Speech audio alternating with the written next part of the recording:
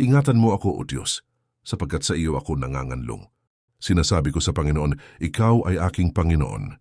Ako'y walang kabutihan kung hiwalay ako sa iyo. Tungkol sa mga banal na nasa lupa, sila ang mararangal, sa kanila ako lubos na natutuwa.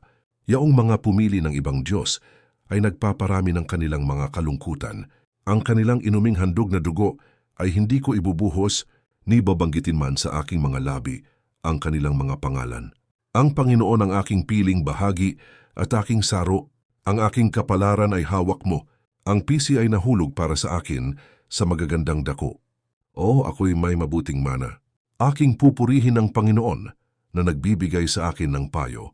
Maging sa gabi ay tinuturuan ako ng aking puso. Lagi kong pinananatili ang Panginoon sa aking harapan, hindi ako matitinag, sapagkat siya ay nasa aking kanan. Kaya't ang aking puso ay masaya at nagagalak ang aking kaluluwa.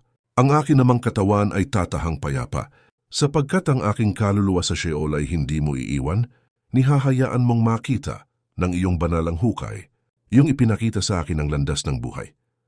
Sa iyong harapan ay may kapuspusan ng kagalakan, sa iyong kanang kamay ay mga kasayahan magpakailanman.